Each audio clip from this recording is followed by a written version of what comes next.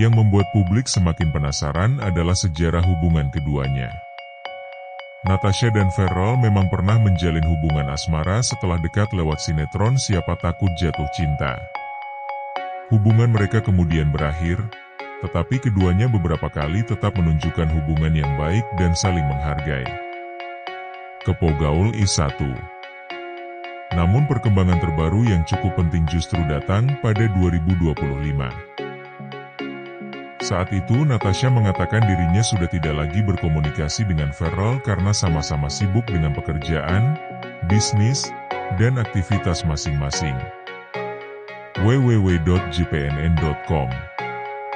Natasha juga pernah memberikan respons positif ketika Verrell dikabarkan dekat dengan Fuji.